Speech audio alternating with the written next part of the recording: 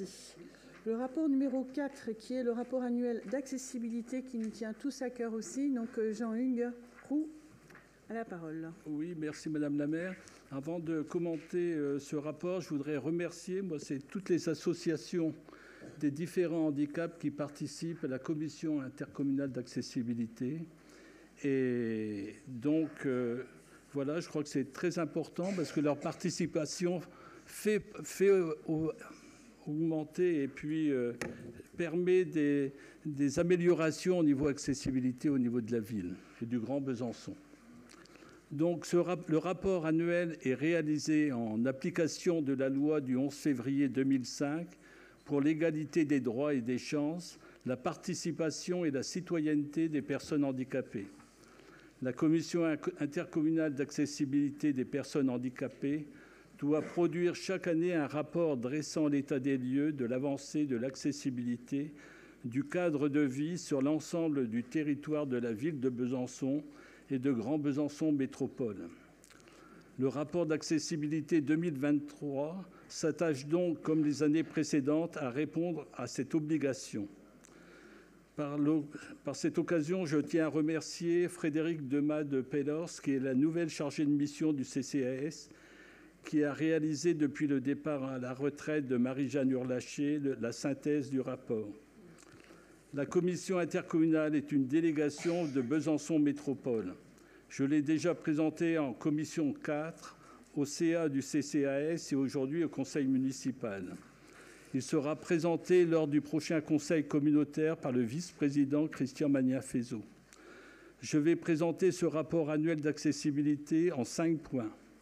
Premièrement, intégrer l'expertise d'usage, améliorer l'accessibilité aux équipements, faciliter la mobilité, transport et chaînes de déplacement, faire un focus sur la petite enfance et l'éducation à Besançon et les perspectives 2005. Donc, alors, intégrer l'expertise d'usage. Donc, comme je l'ai dit au début de mon intervention, ça concerne les 5 familles de handicap représentées par 13 associations à la commission intercommunale d'accessibilité. Il y a eu 13 rencontres du groupe d'experts d'usage et 71 préconisations.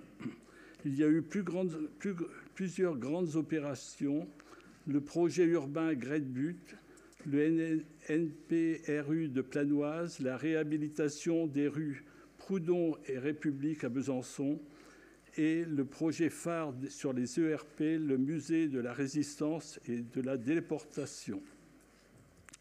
Voilà pour le point 1. Deuxièmement, c'est améliorer l'accessibilité aux équipements.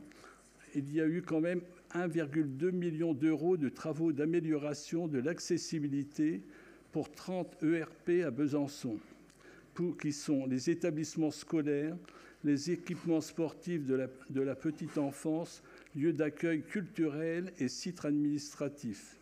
En photo, vous avez la mise en accessibilité totale du musée de la Résistance et de la Déportation, la réouverture ayant eu lieu le 8 septembre 2023, après 16 mois de travaux.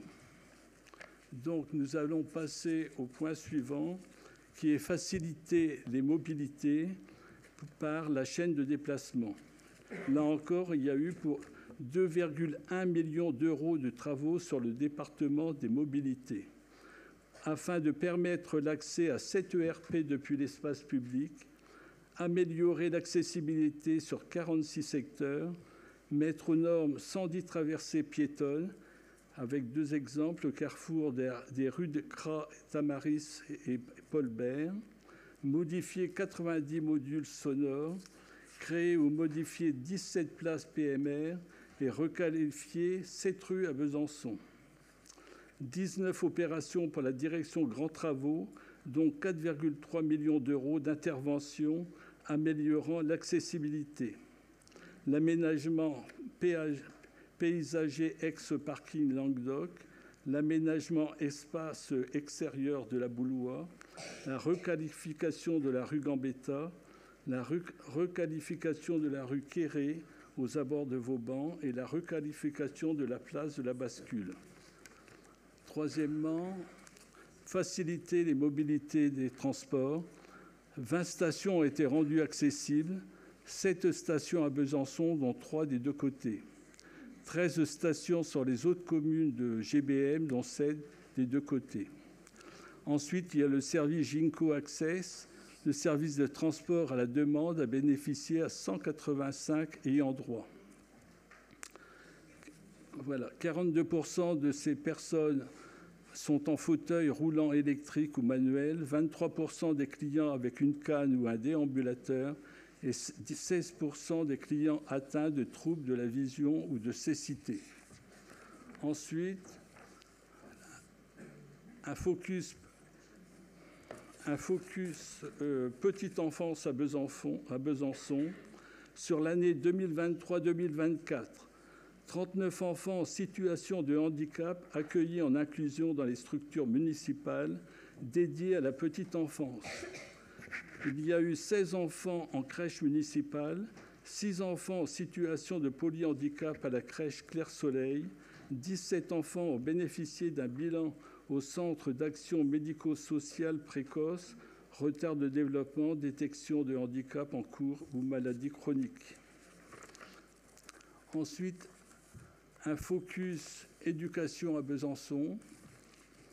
1291 élèves en situation de handicap sont scolarisés dans les établissements scolaires de Grand Besançon Métropole.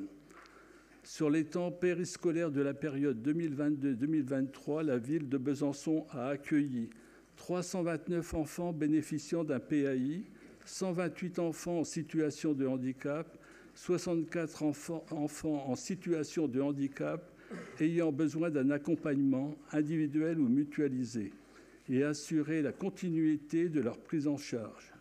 Il y a eu recrutement de 44 animateurs pour les enfants ayant besoin d'un accompagnement, le recrutement d'une chargée de mission, inclusion couvrant tous les handicaps, la formation des équipes et les rencontres avec les familles avant la rentrée. Enfin, pour terminer, les perspectives 2025, un focus culture et sport pour 2024, 20 ans après la loi du 11 février 2005 pour l'égalité des droits et des chances, la participation à la citoyenneté des personnes handicapées, quel est le niveau d'accessibilité de notre territoire et de ses équipements aux personnes en situation de handicap. Et puis, je voudrais remercier aussi toutes les délégations, et j'en ai présenté quelques-unes concernant les transports, l'éducation, la petite enfance, qui participent aussi à l'inclusion des personnes en situation de handicap.